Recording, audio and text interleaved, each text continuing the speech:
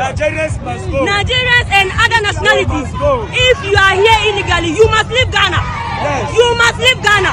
Ghana is not safe. Occultism and the evil thing that is going on in university, it is done by these Nigerians. These rascals, rogues, ragamuffins, scavengers, good for nothing, destitute, hogwash, can speak to your conscience that listen and go with them on this path. Even in their country, they still have not been able to make Nigeria, even though they claim they know, yet they are swimming in their own pool of what? Ignoramuses, and they continue to speak rubbish and claim that Nigeria is the populous nation and is Africa's most giant. Stupid, foolishness, idiocies. How dare they? Look at them. It's actually very shameful to see a grown-up man, wake up in the morning, shower, have a proper bath, wear expensive cologne, go to the studio and start vomiting this trash. This is wrong. I've never, ever in my entire life seen a Nigerian or a group of Nigerians go on national television to speak ill about Ghanaians. Or do you think Ghanaians are not equally doing some terrible things in Nigeria? If Nigerians were to, honestly speaking, if these people were to amplify, if these people were to dwell on the things that some of your Ghanaian people, some of you Ghanaians do in Nigeria, in the internet, you know why? Because look at the population size and of course the internet users. How many Ghanaians are on the internet? And then compare it vis-a-vis the number of Nigerians on the internet. If Nigerians were to do the exact same thing, they were to treat you guys the exact same way, Ghanaians will not show some of you stand up. I've been in Ghana for 30 years, so if they give me 3 years to back and go, I think they have given me enough time. But then I don't think that is the best. My name is Chukwemeka Naji. I'm former president of Nigeria Union of Traders in Ghana. And this we have fought it for since 2007. We have a dialogue. We have tried to reach a compromise. And at this point, I don't think this is necessary. So if they are saying 3 days to pack and go, I don't know. But it's not to compare what we have passed through. And I'm a member of ECOWAS citizen, so I have a right to be in Ghana to trade. So I think that is the only thing I can say on that. Okay, so per the laws of the Ghanaian law, according to the General Secretary, that is Gifty, she's saying that your main duty as Nigerians is to supply and not to sell. It is not in any law in Ghana that Nigerians should come and supply goods here. Every business law is the same. There's exemptions. We have gotten to a point where the president of the land has spoken, the speaker of the parliament, Alassane, right, has spoken about it. There's also a lot of protocol going on, discussion between Nigeria and Ghana. Just like I told you, I've been here, I lead the union for 8 good years, and I know where we have gotten to. So this particular exercise is not necessary. And if the government of Ghana have not allowed us to be here, we will not be here. Just because there's other exemptions of Ghanaians in Nigeria. And I'm not calling on the government of the two countries. If you don't want us to build the regional integration, they can block the borders. It will help us.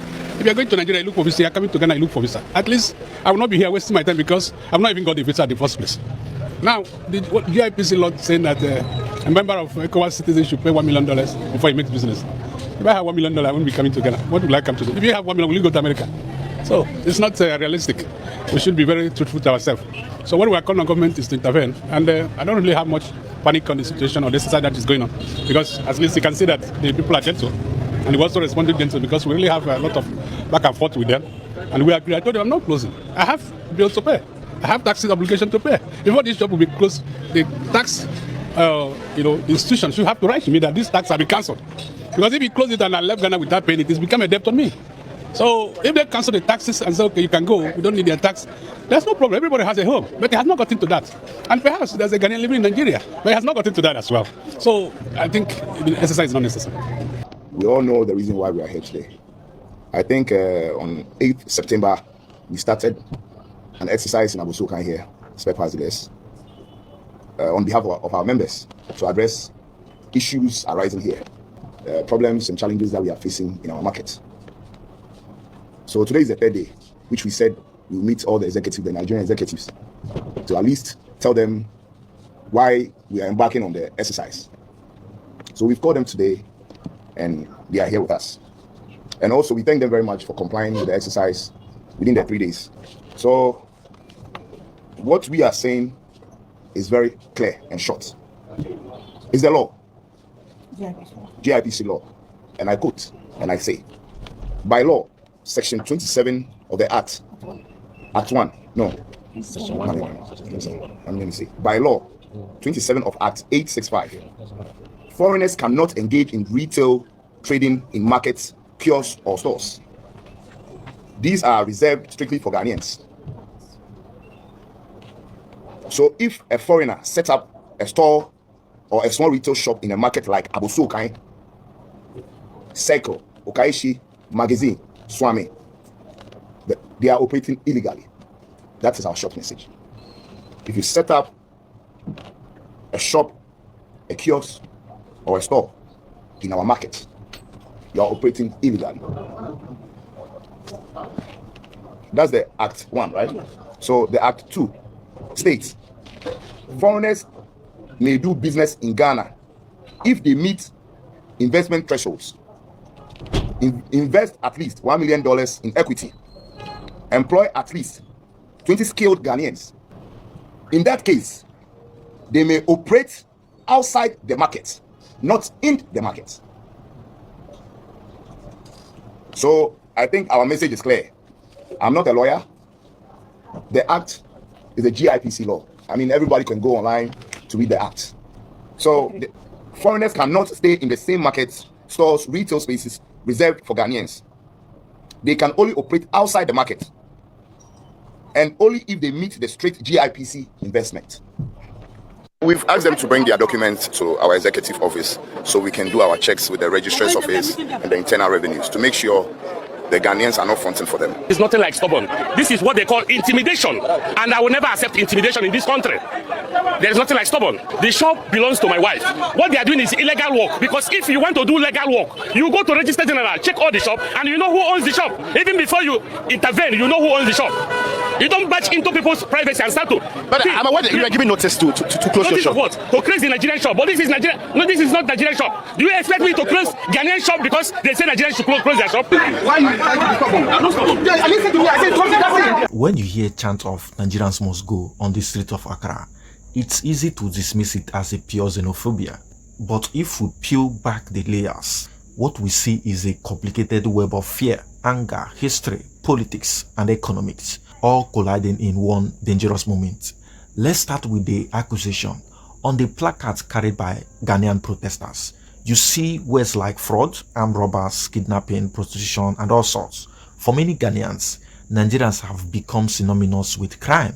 Now, every Nigerian in Ghana is a criminal. That is their perspectives. Of course not. The vast majority are ordinary traders, students, workers, but the visibility of high-profile fraud cases, the stories of violent crime linked to foreigners, and stereotype fueled by sensational media have created a narrative. Nigerians bring crime. Once that narrative takes hold, it spreads fear, and fear easily mutates into hostility. Then comes the economy, perhaps the most explosive part of the story. Ghana's retail space is fearlessly protected by local trader groups. The Ghana Investment Promotion Center Law, which specifically reserves certain small-scale retail business for Ghanaians. So the law demands that any foreigner who wants to trade in retail must invest at least $1 million and employ 20 locals, that is Ghanaians. For the average Nigerian shop owner, this is impossible. Yet Nigerians are deeply present in Ghana's retail sector, running shops in spare parts, fabrics, groceries, and electronics. To many Ghanaian traders, this feels like a takeover. Foreigners flooding the market, ignoring the law, and undercutting local prices. For them, it's not about xenophobia, it's about survival. If Nigerians keep retail shops, they argue, what happens to Ghanaian shopkeepers? This has led traders' union and groups like GUTA to demand strict enforcement of the law, and sometimes to take matters into their own hand, locking shops and chasing out foreign traders. But that is not all. There is also the cultural and sovereignty angle. Rumors have actually circulated about Nigerians trying to form kingdoms within Ghana, with traditional rulers like the Eze Igbo being portrayed as setting up a parallel authority structures. Even though those claims have been exaggerated, they added that Nigerians are not just trading, but handling their own mini-states. In the eyes of some Ghanaians, this looks less like integration and more like invasion. Very Dark Man, the Nigerian social critic known for asking hard questions, traveled to meet the man often referred to as the Eze Igbo of Ghana. Then during the meeting, first of all he said, "Let me correct the biggest misconception. I am not a king in Ghana. There is no Igbo king. There is no Igbo kingdom here. Ghana has its own kings, chiefs, and rulers. What I am is a community leader, a figure of culture and unity for Nigerians here. But by law, no foreigner can claim kinship in this land." It was actually a revelation when Very Dark Man pressed further. So why are the hostility against Nigerians? Why are the constant calls for us to leave? The man answered, it is not too much hatred. He explained, it is the law. Ghana's trade regulations are very strict. Small-scale trading is reserved for Ghanaians alone. If a foreigner, whether Nigerian, Chinese or any other, wants to do business, a $1 million investment and the employment of 20 Ghanaians. So these laws affect us the most. That is why it feels like we are being targeted. What many had, seen as xenophobia, he reframed it as an enforcement of economic policy. Still, the impact on Nigerians was undeniable. Families displaced, business closed, tension rising. Here's the bigger truth. By the end of the interview, 3 truths had been laid. First, there was no Nigerian kingdom in Ghana. The man called Eze is not a king, but a cultural figure. Secondly, the Nigerians must go saga is rooted in laws and trade policies, not an official campaign of hatred. Then thirdly, the situation calls for diplomatic dialogue, not social media wars, because Ghanaians and Nigerians are bound by history, blood, and shared destiny. So, these were the clarification the man made. And of course, politics plays its hand. Ghana is in the middle of economic struggles. You talk about inflation, youth unemployment, and social unrest. Politicians and opportunists know that when people are angry about the economy, it's easy to give them a target. Migrants become that target. Leaders like Hassan Ayariga, or whatever he's called, have joined protests, spoken in a way that fuels this sentiment. Because nationalist anger is a powerful political tool. In tough times, blaming outsiders wins cheap popularity. But behind all of this is history. The ghost of 1983, when Nigeria expelled over 1 million Ghanaians, sending them home with the infamous Ghana must go bags. It left a wound, and that wound seemed not to have faded. Many Ghanaians still carry that memory. Now, when Nigerians are seen as too dominant, too criminal, too competitive, or whatever, that old scar burns again. The instinct is always, we suffered then. Why should we suffer now in our own land? So when you piece it all together, the cry of Nigerians must go is not born from one single cause. It is actually a cocktail of crime fears, economic displacement, cultural suspicion, political opportunism, and historic trauma. So some grievances are real to some extent. Crime normally exists. Some traders do break the law. But when those two realities are mixed with exaggeration, with stereotypes, and with political games, they create a dangerous atmosphere where all Nigerians, guilty or innocent, become targets. And that is the danger of xenophobia. It takes a few sparks of truth and fans them into a fire that burns whole communities. If this is not managed carefully, Ghana risks damaging not just its relationship with Nigeria, but its own economy and social fabric.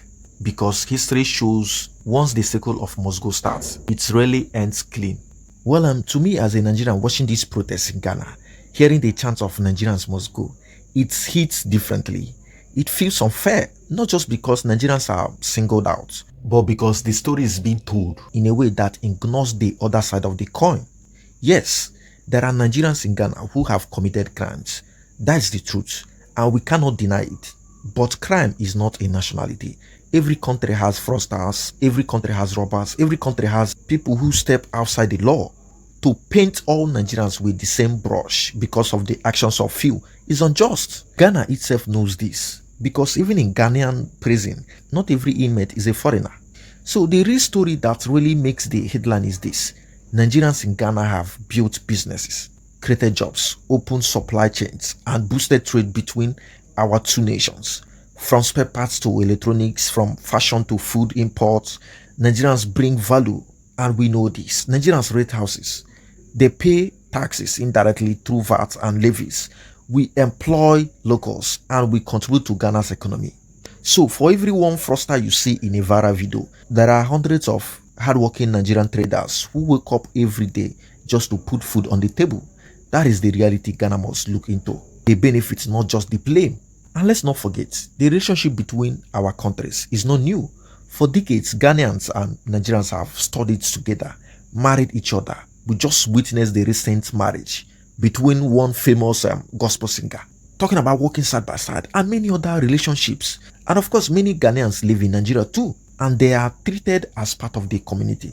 So when Ghanaians call for all Nigerians to leave, They forget that both sides are connected in ways that make such expulsion harmful to everyone. If you drive out Nigerians living in Ghana, you drive out investment, you drive out talent, and you risk breaking a bridge that has, served West Africa for generations.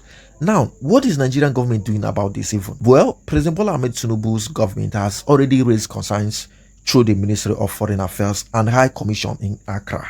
Diplomatic notes have been sent urging Ghana to treat Nigerians fairly and reminding them of ECOWAS protocols on free movement and the right to trade. Nigeria is pushing for dialogue, not confrontation. The government is also engaging with the Nigerian community leaders in Ghana to document grievances and ensure that if shops are being shut, due process is followed. But I must be honest, many Nigerians feel Abuja is too quiet. People want to see their government roar, not whisper. They want reciprocity. If Nigerians are treated unfairly in Ghana, then Nigeria must stand up for its citizens with the same force Ghana would, use to defend Ghanaians abroad. That is the expectation of the people of Nigeria. At the same time, we know diplomacy is delicate. Ghana and Nigeria need each other for trade, energy, regional stability. So Tinubu is walking a tightrope. He doesn't want to ignite a fire that burns both countries. But the message must be clear. Nigerians are not the enemy. Criminals are the enemy.